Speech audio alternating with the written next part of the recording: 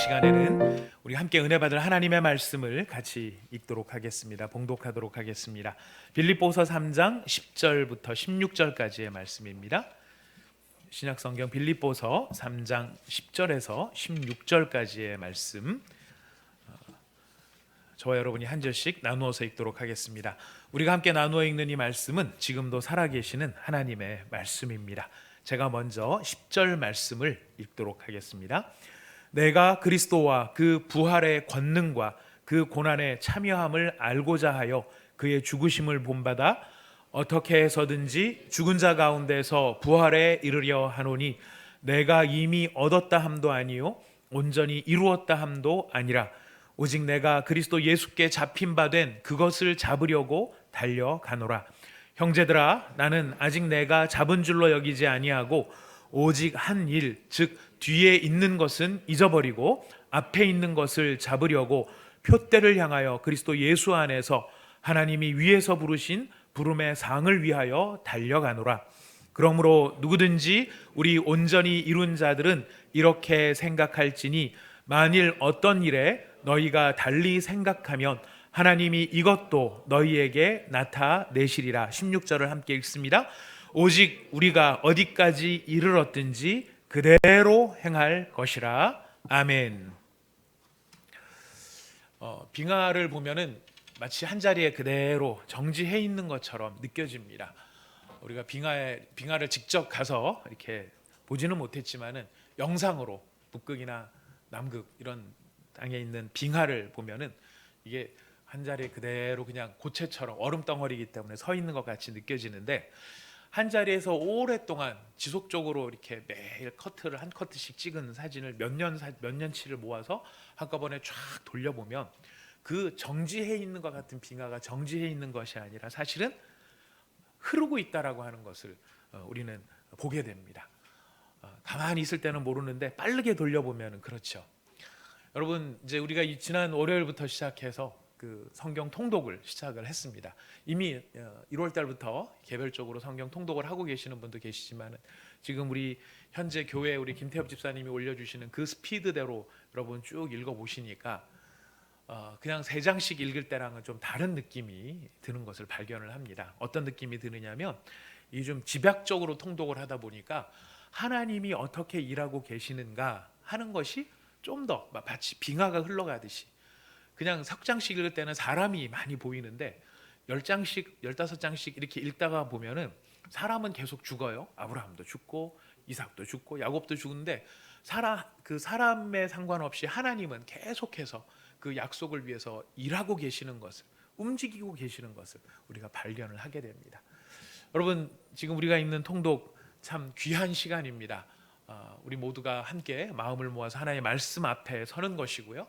또 그 말씀 앞에 서는 것일 뿐만 아니라 우리의 통독을 통해서 선교지와 또 국내 선교를 더 열심히 할 수 있는데 뜻을 모을 수 있는 귀한 시간을 갖고 있습니다. 여러분들 이렇게 정말 우리가 시작하게 되니 아름다운 일들을 지속하시고요. 무엇보다도 이제 하나님을 느끼기를 사모하시고 하나님을 깨닫기를 사모하시고 이 성경 통독을 통해서 생생하게 하나님을 만나기를 여러분 간절히 사모하는 마음으로 이 통독에 참여해 주시면 더 큰 은혜가 있으리라고 생각합니다. 여러분, 우리가 지난 시간에 우리가 그리스도 예수를 알기를 원한다, 이 바울의 말의 의미가 무엇인지를 살펴보았습니다. 어떻게 해야 하나님을 바로 섬길 수 있는지, 어떻게 해야 왜 하나님을 섬겨야 하는 것인지, 그것이 바로 영적인 지식이요 영적인 지혜요. 예수 그리스도를 안다라고 하는 것은 정보의 차원의 문제가 아니라 바로 이 영적 지식과 영적 지혜를 깨달아가는 것, 이것이 예수 그리스도를 알아가는 일, 바로 그것이라고 말씀을 들었습니다. 여러분, 바로 그 일을 위해서도 우리가 말씀을 가까이 하는 일이 필요하죠. 이제 오늘은 저희가 이제 바울이 예수 그리스도를 알기를 원한다라는 말뿐만 아니라 두 가지를 더 알기를 원한다고 얘기를 했습니다. 두 번째가 부활의 권능을 알기를 원한다는 것이고요. 세 번째가 그 고난에 참여함을 알기를 원한다라고 바울의 소망 두 가지가 더 있었습니다. 우리가 오늘 이 두 가지를 살펴보고자 합니다. 첫 번째는 부활의 권능을 알고자 함인데요. 바울이 왜 부활의 권능을 알고자 하는가? 부활의 권능을 안다는 것이 무슨 뜻인가? 여러분, 이 권능이라고 하는 말은 듀나미스라는 말인데 많이 들어보셨을 거예요. 이거는 무엇의 어원이 되느냐면은 다이너마이트의 어원이 되는 말이 듀나미스라는 말입니다. 이게 지금 부활의 권능이라고 하는 것은 부활의 다이너마이트다. 다이너마이트 같은 부활이다. 무슨 뜻입니까? 강력하고 폭발적인 바로 힘과 능력이 바로 부활 안에 담겨 있는, 부활이 갖고 있는 힘이요 권능이라는 것입니다. 얼마 전에 우리가 베이루트에서 그 항구에 쌓아놨던 질산염이 폭발하는 장면을 생생하게 이렇게 목격을 한 적이 있습니다. 영상으로 목격을 한 적이 있었는데, 처음에는 작은 이렇게 무슨 불이 화재가 난 것 같은데 그 화재가 질산염의 폭발로 이어졌을 때 어떻게 됩니까? 순식간에 어마어마한 폭발력으로 확장이 되면서 그 일대를 완전히 초토화시키는 그런 모습이 우리 눈에 생생하게 보였습니다. 바로 이것이 듀나미스입니다. 바로 이 강력한 힘이 어디에 있느냐면은 부활에, 예수 그리스도의 부활에 이러한 권능이 담겨 있다라는 것이. 바울은 지금 무엇을 알고 싶으냐면은 예수 그리스도의 부활이라고 하는 것이 부활이라는 하나의 사건이라는 정보로 끝나는 것이 아니라 그 부활이 담아내고 있고 내포하고 있고 예수 그리스도를 믿는 자들에게 그 부활이 권능과 능력으로 나타나는 바로 그것을 바울은 더 깊이 알기를 원한다. 지금 바로 그 이야기를 하고 있는 것이죠. 여러분, 부활의 권능은요, 우리가 부활에 대해서는 이런 소망을 가지고 있습니다. 우리가 이 세상에서 살아가다가 육체의 생명이 다 했을 때, 육체의 생명이 다 해가지고 우리의 영은 하나님 아버지께로 돌아가고 예수님이 다시 재림해서 오실 때에 우리가 예수님처럼 변화되어진 몸으로 부활하게 되는 것, 사망을 이기고 다시 살아나게 되는 것, 그렇습니다. 이게 가장 중요한 부활의 권능입니다. 근데 이 부활의 권능은 그때만 나타나는 것이 아니고요, 그 부활의 권능은 이미 우리 가운데서 역사하고 있습니다. 왜냐하면 부활하신 예수님이 어디에 계시기 때문일까요?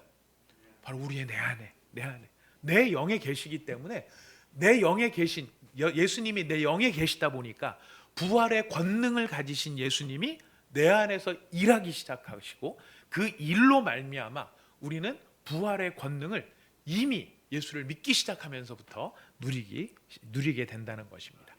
우리가 누리게 되는 부활의 권능은 무엇입니까? 첫 번째는 죄와 싸워서 이기는 것입니다. 예전에는 우리가 죄에게 판판이 질 수밖에 없었는데요, 우리의 힘으로는 지금도 안 돼요. 지금도 우리의 힘으로는 죄를 이길 수 없습니다. 죄가 끄는 대로 끌려가고요, 죄가 우리를 살짝만 넘어뜨리면 팍팍 넘어집니다. 하지만 우리가 예전에는 100이면은 100 다 졌다라고 한다면, 부활의 권능이신 예수님이 우리 안에 오면서 우리가 그 예수님의 부활의 권능을 힘입어 죄를 이기기 시작을 하는데, 우리가 100이면은 100 다 이긴다고는 말할 수 없지만은 예전에는 100을 다 졌던 사람이라면 하나를 이기기 시작하고, 둘을 이기기 시작하고, 셋을 이기기 시작하는 바로 그런 죄를 이기는 역사가 나타납니다. 여러분, 죄는요, 사망은 우리를 죄 가운데로 끌어갈 뿐만 아니라 그냥 이렇게 이 육체의 죽음, 사망, 이것으로만 끝나는 것이 아니고, 죄의 영향력은 모든 인간 관계와 모든 피조물에 스며들어서 아주 깊게 뿌리를 내리고 있죠. 죄의 영향력이 아주 막강합니다.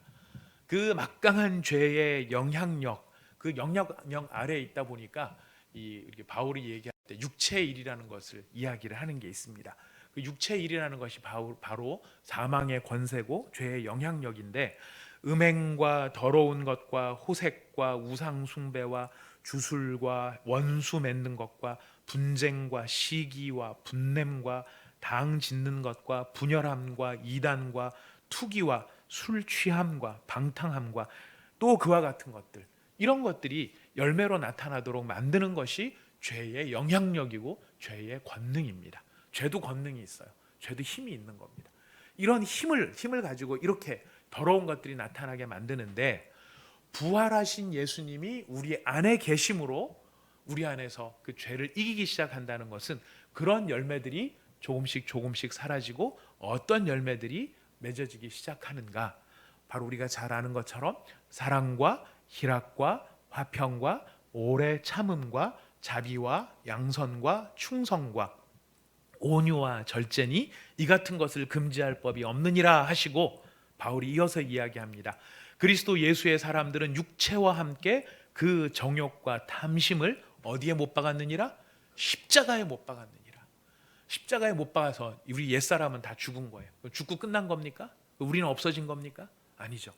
옛사람은 그렇게 십자가에 못 박아 죽고 우리는 부활의 권능이신 예수 그리스도로 말미암아 새 사람으로 다시 살아나게 된 것이, 그것이 부활의 권능입니다. 그 부활의 권능으로 인해서 우리는 육체의 일에 매일 매여 다니는 것이 아니라 우리 안에서 성령의 일들이 일어나기 시작하고 성령의 일들이 열매로서 나타나기 시작한다는 것이에요.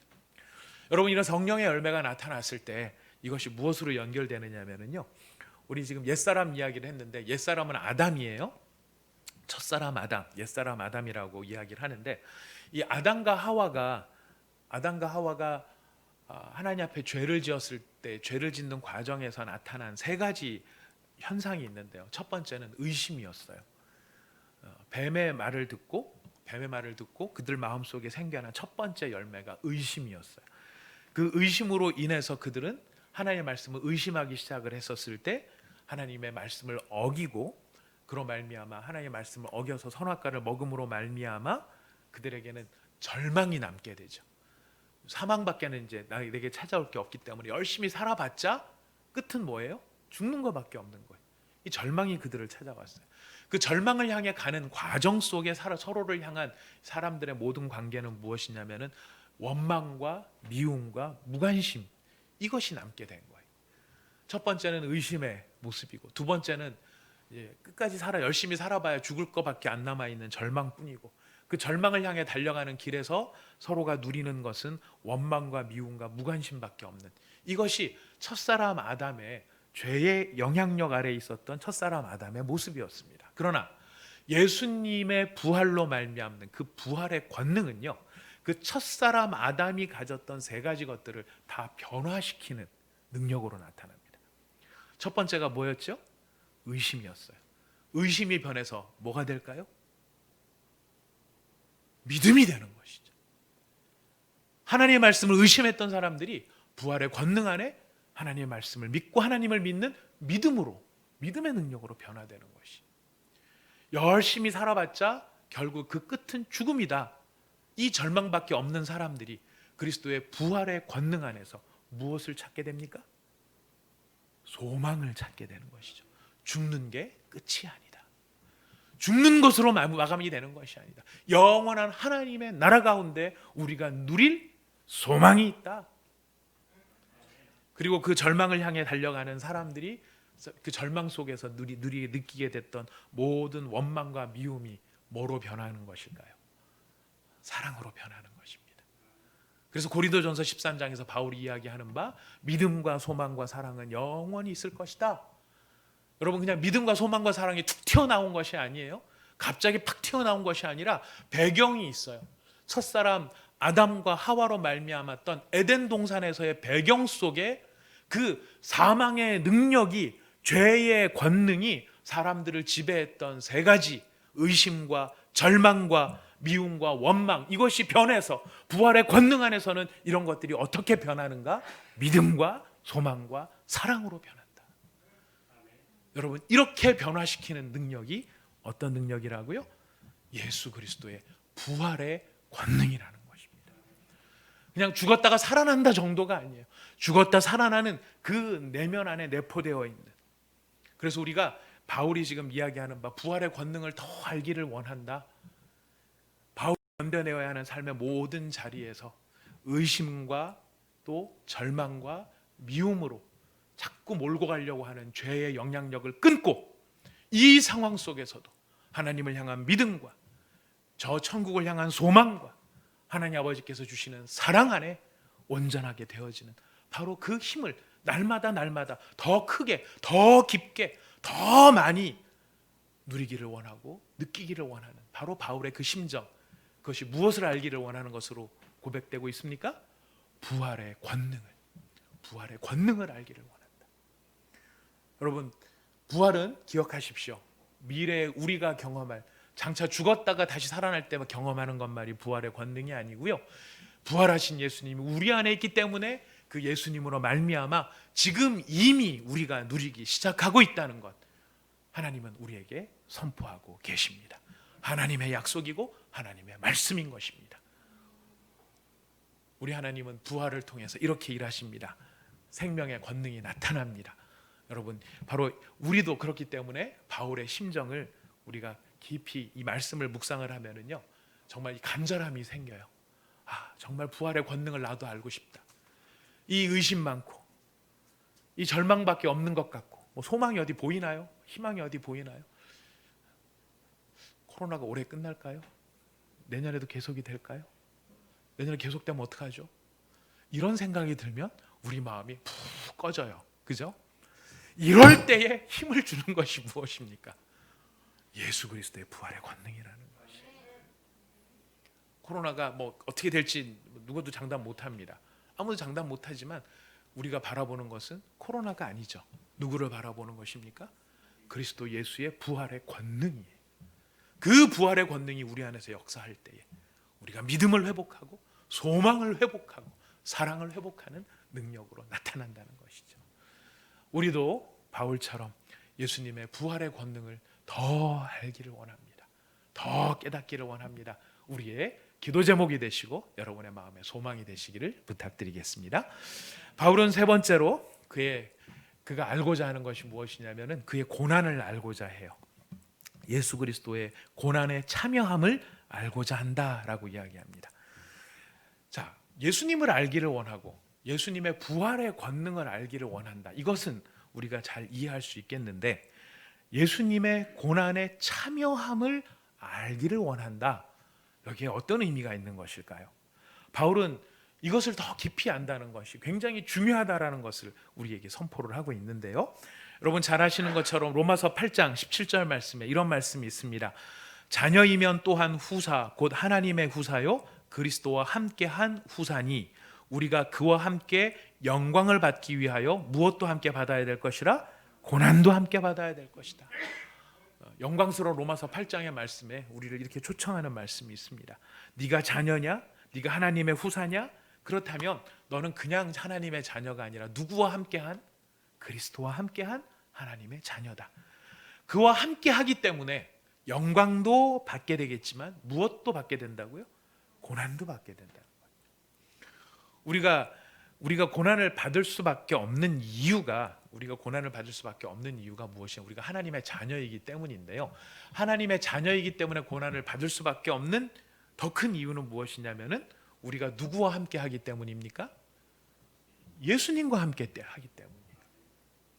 예수님과 함께 하면 우리는 항상 좋은 일, 행복한 일이 참 많이 있습니다.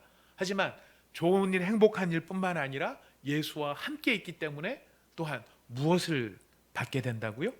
고난도 받게 된다는 것이. 우리가 잘 아는 말씀, No cross, no crown. 십자가 없이는 영광도 없다라고 이야기를 하죠. 십자가 없이는 무엇이 없습니까? 부활이 없어요.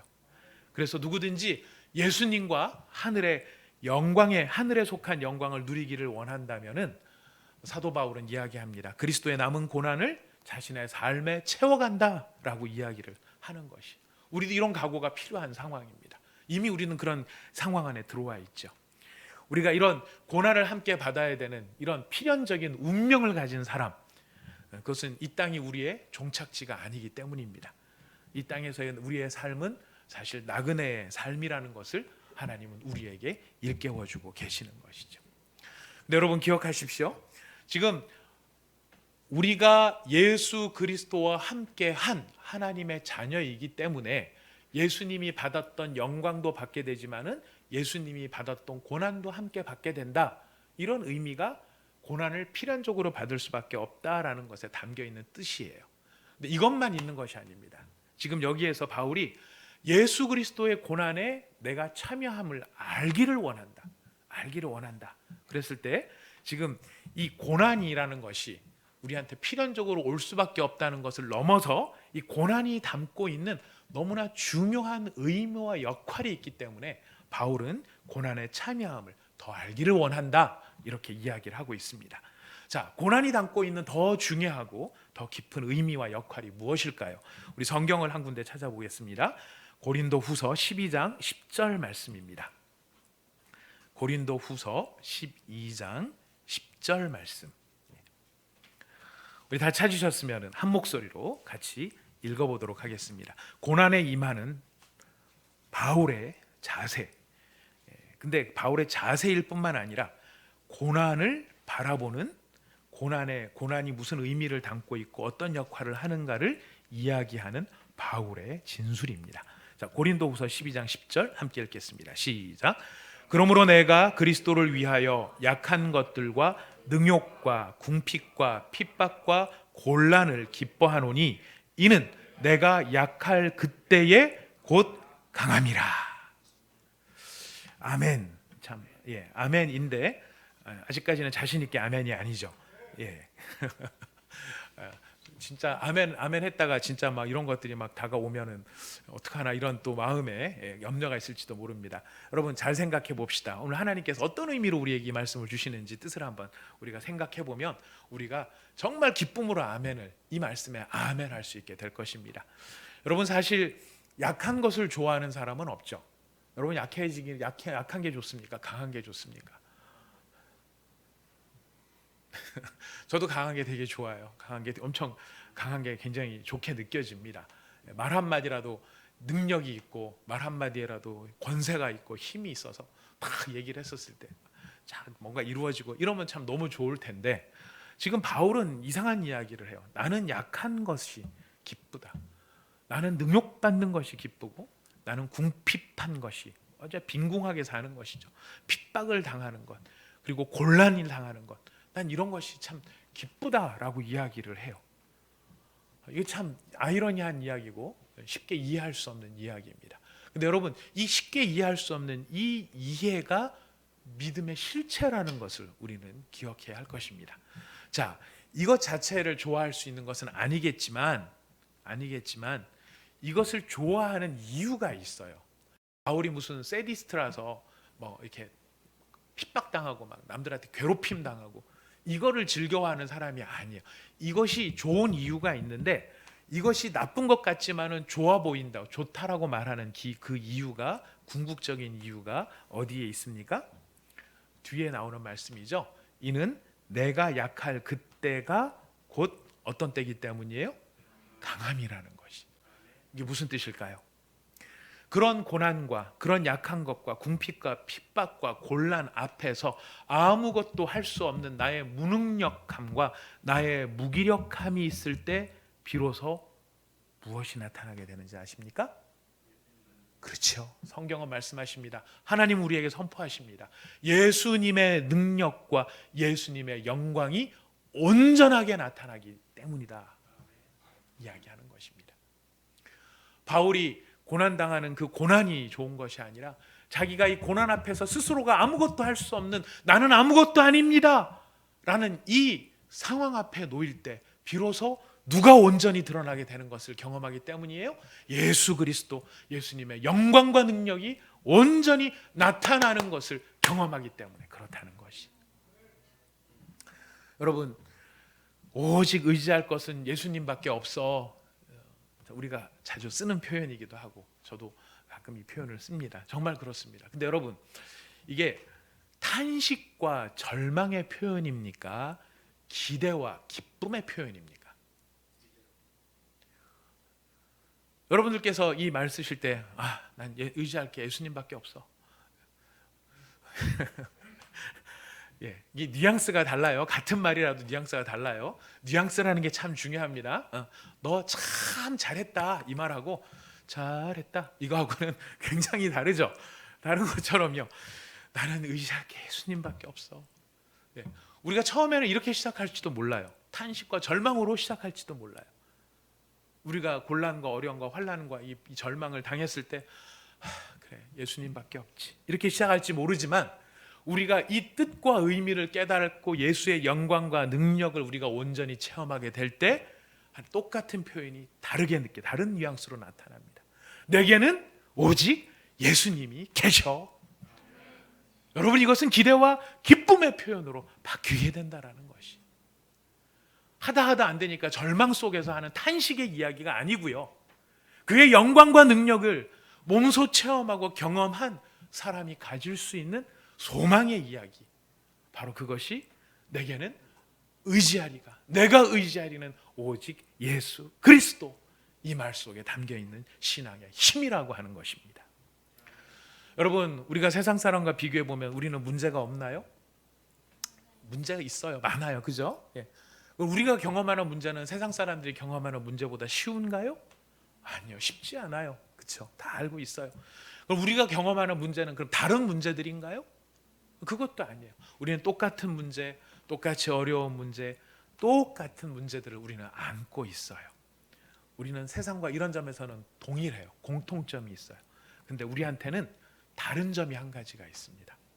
그 다른 점이 뭐냐면 우리한테는요, 그들에게는 없는 것이 우리한테는 있어요. 그게 무엇이죠?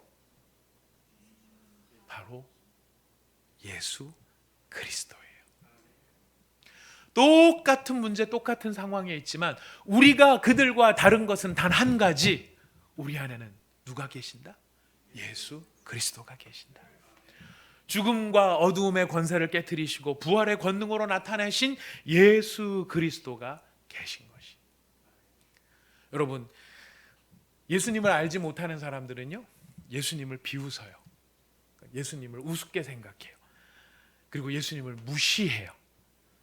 그러다 보니 예수님과 함께하는 우리도 때로는 비웃음을 당하고 우습게 여김을 당하고 무시함을 당할 때가 많아요. 너 교회 다녀? 요즘 같은 데 더 그러죠. 교회를 다녀? 교회를? 아직도? 이런 이야기를 우리가 듣는 참 어려운 경험을 우리가 하고 있습니다. 자, 그렇게 하는 이유가 어디에 있어요? 우리가 누구와 함께하기 때문이에요? 예수와 함께하기 때문이에요. 왜 이런 참 힘든 일이 있는가 생각이 들 수도 있지만 한편으로는요, 역설적으로 아주 이게 감사한 이유가 뭐냐면은 내가 이런 소리를 듣고 이런 어려움을 듣고 이런 참 당하지 아니할 비웃음과 우습게 여김과 무시함을 당하는 게 우리가 가짜기 때문에 나타나는 걸까요? 진짜기 때문에 나타나는 걸까요? 역설적으로요, 진짜라서 경험하는 일들이에요.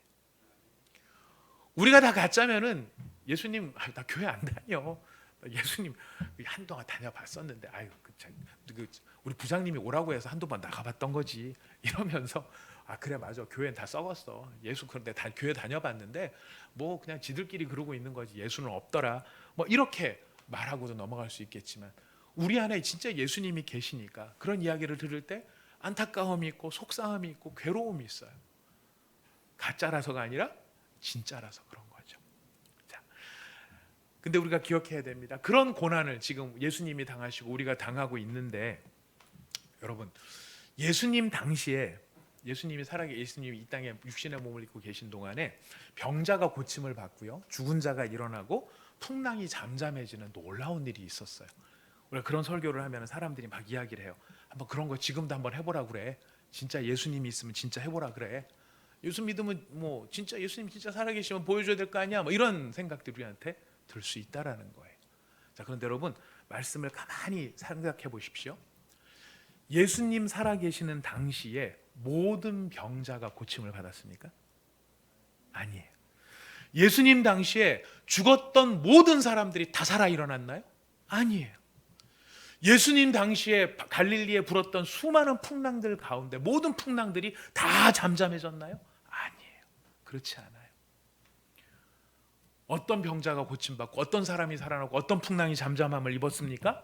오직 예수님을 간절히 바라고 믿음으로 예수님 앞에 나아갔던 사람들만이 예수님의 영광을 볼 수 있었던 거예요.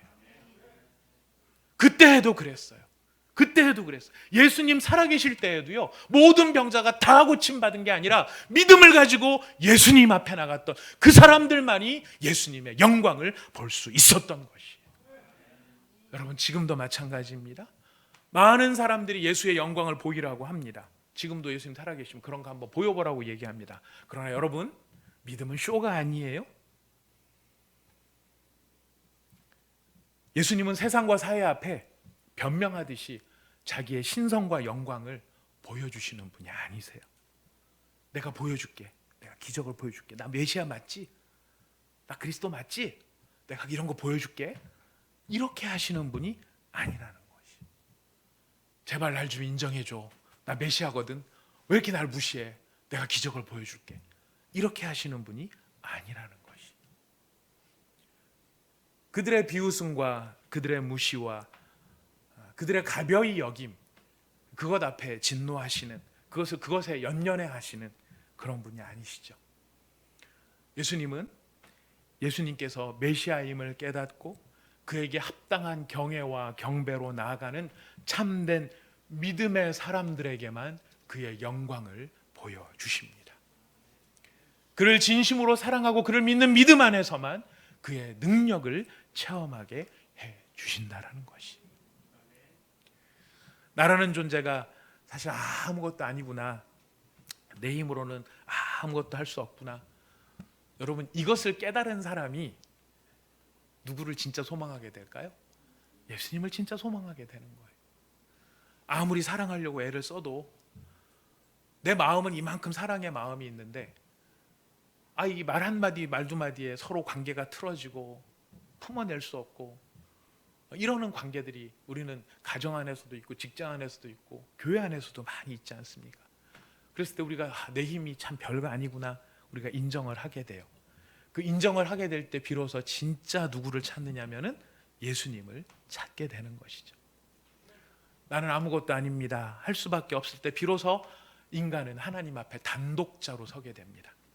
자신을 치장할 수 있는 어떤 것도 다 내려놓고 이게 소용이 없구나, 이걸로 안 되는 거구나, 하나님의 자비와 하나님의 긍휼 없이는 내가 살 수 없는 존재이구나, 예수님만이 나의 의가 되시고 예수님만이 내가 의지할 유일한 분이 되시는 것이구나. 언제 깨닫습니까? 바로 고난과 나의 약함과 나의 핍박과 핍박당함과 궁핍함 속에서 이것을 해결해 나갈 수 없는 나 자신을 발견하게 우리는 예수님만을 찾게 된다는 것이. 하나님 앞에 단독자로 선다는 것은 내가 봤을 때는 나 스스로의 경험으로는 사실 벌거벗음이에요. 벌거벗음이기 때문에 수치와 부끄러움 같이 느껴져요, 그 순간에는. 하지만 그것이 하나님 앞에 단독자로 설 때 벌거벗음의 수치가 아니라 예수로 옷 입게 되어지고 예수의 의로움으로 충만하게 되어지기에 어떤 오염이나 불순물 없는 순전한 영광 가운데 이르게 되는 것입니다. 그래서 그 고난이, 그 나의 약함이 누구의 강함을 드러내는 것이라고요? 예수의 강함을 드러내게 되는 것이. 그랬을 때 무엇을 경험을 해요? 아까 말씀드렸어요. 순전한 믿음과 순전한 경배와 오직 예수님만을 바라보고 나가는 그 믿음으로 말미암아 예수의 영광과 능력을 체험하게 되니까 바울은 무엇을 더 알고 싶다는 것입니까? 그 고난에 참여함을 나는 더 알고 싶다. 핍박당하고 어려움 당하는 그것이 문제가 아니라 그 약함처럼 느껴지지만 지금 바울이 진짜 원하는 것은 무엇입니까? 내 안에 예수가 온전히 드러나는 것, 그의 영광과 권능을 온전히 체험하는 것, 바울이 소망하는 것은 바로 이것이라는 것입니다. 그래서 고린도후서 4장에 이렇게 이야기하죠. 우리 고린도후서 4장, 우리 말씀 4장 7절부터 10절 말씀을 같이 읽어보겠습니다. 고린도후서 4장 7절에서 10절 말씀 같이 읽어보겠습니다. 고린도후서 4장 7절에서 10절 함께 읽습니다. 시작. 우리가 이 보배를 질그릇에 가졌으니 이는 심히 큰 능력은 하나님께 있고 우리에게 있지 아니함을 알게 하려 함이라. 우리가 사방으로 우겨쌈을 당하여도 쌓이지 아니하며 답답한 일을 당하여도 낙심하지 아니하며 박해를 받아도 버림받지 아니하며 거꾸러뜨림을 당하여도 망하지 아니하고 우리가 항상 예수의 죽음을 몸에 짊어짐은 예수의 생명이 또한 우리 몸에 나타나게 하려 함이라. 난 예수밖에 없어, 이게 아니고요, 나한테는 예수님이 계셔. 그 예수님의 영광과 권능이 우리 가운데 온전하게 나타나게 되어질 때 우리가 누리게 되어지고 회복하게 되어질 힘과 권능, 그 즐거움, 그것을 아는 바울의 기쁜 소망이 바로 여기에 있는 것입니다. 여러분, 우리가 지금 이 시대에 당하는 세상의 비웃음과 우습게 여긴 무시함은요, 여러분 놀라지 마십시오. 에덴 동산에서 인간이 타락한 이후로부터요, 모든 시대 모든 역사에 걸쳐서 인간은, 죄인은 늘 그렇게 해왔어요.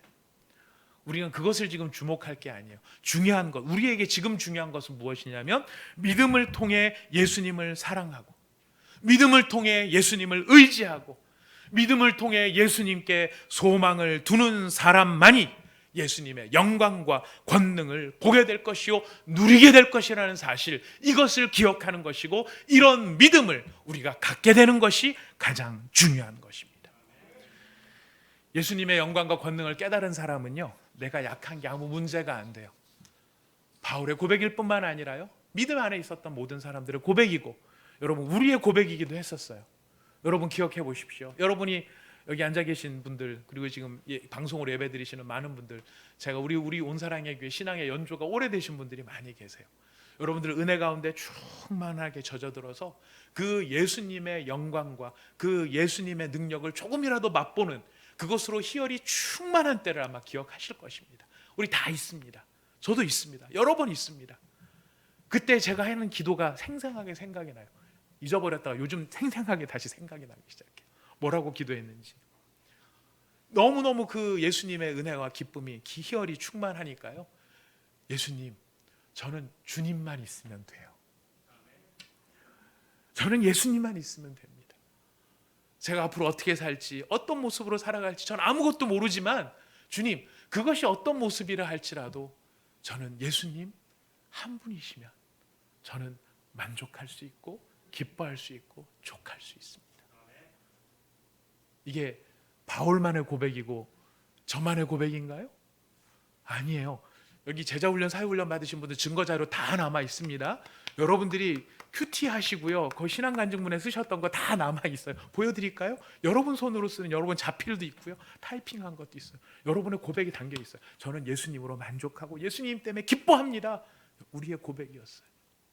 언제 이런 고백이 가능했습니까? 그의 영광과 그의 권능을 우리가 생생하게 체험하고 깨달을 때. 그래서 바울이 무엇을 원한다고요? 그의 고난에 참여함을 더 알기를 원한다. 내가 고난을 더 받기를 원한다가 아니라, 내가 예수님 앞에 온전히 서야 되고 그 권능을 봐야 되는데 내가 가만히 있어서는 내 자랑, 내 뭐 이런 것들을 내려놓지를 못하더라. 내가 언제 내려놓을 수 있든가. 내가 아무것도 내 힘으로 할 수 없는 그 순간이 됐을 때 비로소 내려놓고, 그 순간이 돼야 예수님이 더 잘 보이더라. 그렇다면 나는 예수님 더 잘 보기 위해서 그 고난에 참여함에 대해서 난 더 알기를 원한다. 바울의 고백인 것이죠. 그 예수님 지금 뭐 하고 계실까요? 일하고 계시죠. 제가 요새 통독 관련해 가지고, 성경 통독 관련해서 이제 우리 창세기를 막 지나고, 막 저희 딸내미 막내딸이 놀래요.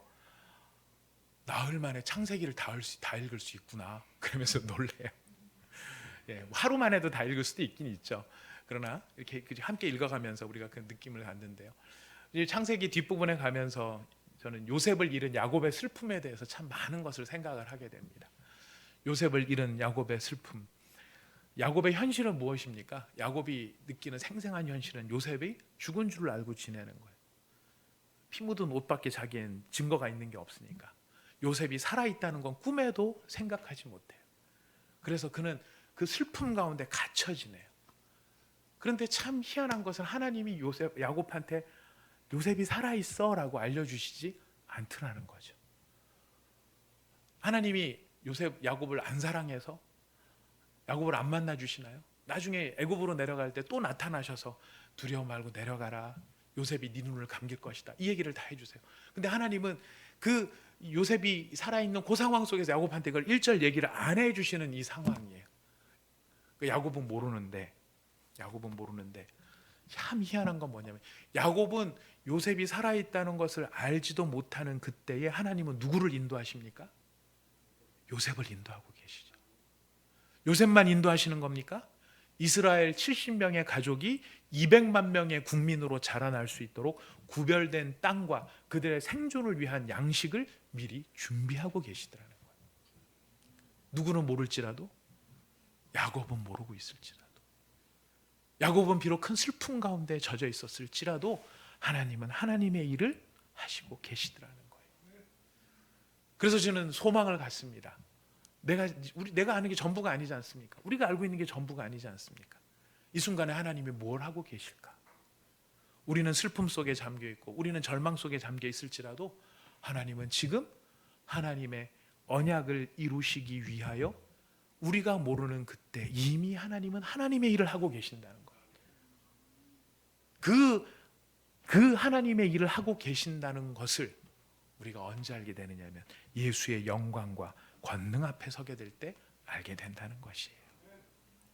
사랑하는 여러분, 정말로 예수님을 절실하게 원하고요, 정말로 예수님을 기뻐하고요, 정말로 하나님의 영광과 권능을 사모하는 마음이 저와 여러분들에게 날마다 충만하게 될 수 있기를 바랍니다.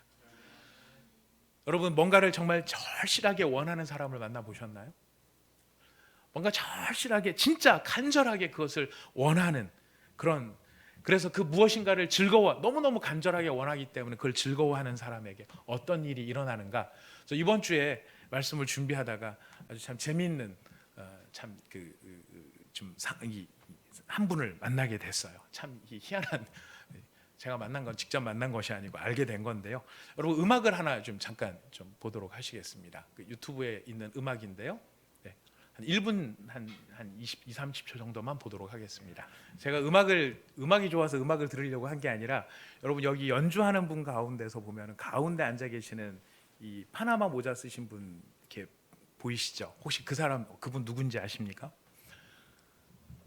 이분이 누구냐면은 콤파이 세군도라고 하는 분이세요. 아마 콤파이 세군도는 몰라도 그 부에나비스타 소셜 클럽 이런 이야기는 아마 들어보신 분들이 계실 겁니다. 앨범으로도 나왔고 영화로도 나왔던 분인데요. 여러분, 지금 이 가운데 앉아 계셨던 분이 이 파나마 모자 쓰신 분 콤파이 세군도인데, 이분이 나이가 얼마나 될 것 같다고 생각이 되세요? 지금 연주하고 있는 이때, 이 지금 이 앨범 부에나비스타 소셜 클럽이라고 하는 것이 이제 이분에 의해서 나왔고요. 1997년에 그래미상을 받았어요. 그리고 이제 그 이후로 전 세계를 돌아다니면서 콘서트를 열었는데, 이분이 태어난 연도가 1907년이에요. 쿠바가 미국한테 독립한 지 5년이 지났고 10대부터 음악을 만드는 뮤지션이 됐는데, 1961년에 쿠바가 공산화되면서 사회주의 혁명이 일어나면서 대중음악은 자본주의 유산, 그래서 음악을 할 수가 없었습니다. 그리고 이 사람은 평생 동안에 시가 공장에서 17년간 하루도 쉬지 않고 시가를 만드는 일을 했어요. 근데 그러면서도 이 사람이 너무 음악을 좋아하니까 음악을 포기를 못한 거예요. 그리고 언제 다시 음악을 시작하냐면은 시가 공장을 그만두고 공식 무대에 복귀한 게 82세 때예요. 그리고 언제 성공을 거두냐면 90세에 성공을 거두어요. 90세의 나이에도 불구하고 콤파이 세군도 지금 아까 연주했던 그분인데, 매일 2시간 이상 반드시 연습을 하고요, 90세가 지난 이후에 더 빈틈없이 이 음악을 준비를 한 사람이었어요. 여러분, 나이는 조금 들어 보이긴 하는데 그래도 한 6, 70으로 봤지 연주할 때 저 때 나이가 90세예요. 어떻게 저런 열정이 있을 수 있었을까요? 이분이 생애가 참 1907년생이라는 거지, 뭐 기독교인 이런 건 종교하고 상관없이 제가 이거는 지금 가지고 온 건데요. 이분은 매일 럼주 마시는 분이시고요. 시가를 피웠는데 몇 살 때부터 피웠냐면 5살 때부터 매일 한 개씩 피웠대요. 근데 90세까지 살았어요. 사람들이 물어보죠. 어떻게 이렇게 건강하시냐고. 이분의 대답이에요. 무엇이든지 험담하지 말고 비난하지 마. 그 무엇에 대해서도 험담하거나 비난하지 마. 제일 중요한 일은 거의 언제나 생각하지도 못했을 때 일어나는 법이거든. 꿈에 그리던 기회와 성공과 사랑, 그런 것이 언제 찾아올지는 아무도 모르지. 그러니 항상 준비하고 빈틈없이 주의를 기울여야 해. 그런 건 2번 다시 찾아오지 않아. 어디다가 쓴 말이냐면은 아까 썼던 그 앨범 앞에다가 자켓에다가 써놓은 이야기예요. 90세가 넘어서 이렇게 세계를 종횡무진하던 그가 안타깝게도 2003년 7월에 95세의 나이로 세상을 안타깝게 떠나고 맙니다. 95세에. 근데 놀랍게도 사망한 그해 여름에도 무엇을 준비하고 있었냐면은 유럽에서 콘서트를 할 계획을 준비를 하고 있었다는 것입니다. 이분의 철학이에요. 나는 내 노래를 듣는 청중의 표정을 보는 게 좋아. 그들 앞에서 노래를 부를 때면 마치 제압할 수 없는 불길처럼 그들 사이에 행복과 즐거움이 퍼지는 게 보이거든. 순수한 불길처럼 말이야. 뭐를 좋아하는 사람입니까? 음악을 좋아하는 사람인 거예요. 우리 같으면 90세면은 90세까지 살지 어떨지도 잘 모릅니다만 90세까지 산다고 한다면 많은 경우 우리는 뭐를 생각을 할까요? 노후를 생각하고 자녀들을 생각하고 우리 정상적으로 가면 생각을 하겠죠. 하지만 그 마음에 음악을 좋아하고요, 음악을 사랑하고 음악을 원하고 간절하게 절실하게 그것을 원하는 사람은 90세가 돼도 연습을 하고 연주를 하는 거예요.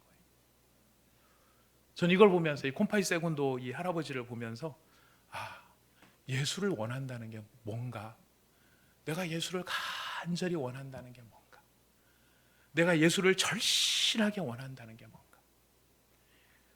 이런저런 상황에 원망하고 불평하고 이런 일들은 많이 있지만, 예수를 원한다고 하면서도 이런 일들은 많이 있지만, 진짜 예수를 원하고 정말 예수를 찾고 진짜 예수를 기뻐한다는 것, 그 절실함이 있는 사람에게는 반드시 하나님께서 그 은혜를 주시고 그 일을 이루시고 그 권능을 베푸신다는 것, 오늘 하나님께서 우리에게 주시는 약속의 말씀인 것입니다.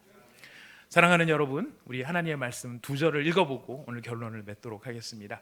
우리 잠언에 있는 말씀인데요, 잠언 23장 17절 말씀이에요. 잠언 23장 17절 말씀, 잠언 23장 17절 18절 말씀이에요. 같이 읽어보겠습니다. 잠언 23장 17절 18절 말씀 같이 읽겠습니다. 시작. 내 마음으로 죄인의 형통을 부러워하지 말고 항상 여호와를 경외하라. 정령이 내 장래가 있겠고 내 소망이 끊어지지 아니하리라. 아멘. 여러분 시편 한 구절만 더 읽어보겠습니다. 시편 9편 10편 10절입니다. 시편 9편 10절 말씀입니다. 시편 9편 10절 말씀 같이 읽겠습니다. 시작. 여호와여, 주의 이름을 아는 자는 주를 의지하오리니 이는 주를 찾는 자들을 버리지 아니하심이니이다. 아멘. 사랑하는 믿음의 형제자매 여러분, 하나님이 사랑하시는 하나님의 성도 여러분, 우리도 90세 때에 저 할아버지처럼 무대에 설 수 있는 저희가 되기를 원합니다. 우리는 무대에 서서 뭐 할까요? 저분은 음악을 너무너무 사랑해서 90세에 하루에 2시간씩 계속 연습을 했다는 말씀을 듣고 제가 깨달은 바가 커요. 정말 원하는 게 있으면 해요. 그죠? 우리는 하나님 기도합니다. 우리 모든 성도님들, 우리 온 사랑의 모든 성도님들이 90세가 돼도 2시간씩 성경 읽게 하시고 90세가 돼도 2시간씩 기도하게 하셔서 우리가 하나님께서 우리를 세우시는 그 자리에서 예수 그리스도의 영광과 권능과 능력을 기쁨으로 이야기할 수 있는 우리가 되게 하여 주시옵소서. 우리의 간증과 우리의 경험을 우리가 나눌 때에 이분은 음악을 통해 가지고 많은 사람들의 얼굴에 피어나는 그 희열을 경험을 하고 있는데, 우리는 우리가 만난 예수님과 그 영광과 권능을 우리가 전할 때 사람들의 얼굴에서 피어나는 그 희열과 회복의 영광을 우리의 평생에 경험할 수 있는 그런 우리가 되게 하여 주시옵소서. 바울의 그래서 소망이에요. 첫 번째 예수 그리스도를 알게 하시고, 두 번째 그의 부활의 권능을 알게 하시고, 세 번째 그의 고난에 참여함을 통하여 예수의 영광과 권능이 나타나기를 원합니다. 우리 모두에게 주시는 하나님의 말씀 아멘으로 받습니다. 우리 같이 기도하겠습니다. 이 시간 우리가 함께 마음을 들여서 우리가 그렇게 사랑하는, 우리를 사랑하시는 예수님, 그래서 우리도 그 은혜로 말미암아 예수님 한 분만으로 족하고 예수님으로 인해서 기뻐하고 예수님으로 인해서 즐거워하는 경험들이 우리 가운데 있었습니다. 여러분, 그것이 과거의 이야기가 아니라 현재의 우리의 이야기가 되기를 축복합니다. 아직도 그런 경험이 없으신 분들은 예수님을 생생하게 만나는 은혜의 체험이 있으시기를 축복합니다. 이 시간 우리 함께 기도할 때 주님, 우리가 감히 세상의 것들과 비교할 수 없는 예수의 영광과 권능을 알게 하여 주시옵소서.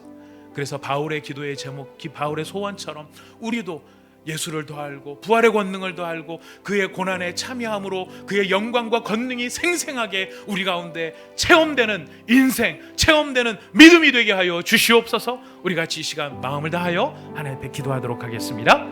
하나님 아버지, 참으로 감사합니다.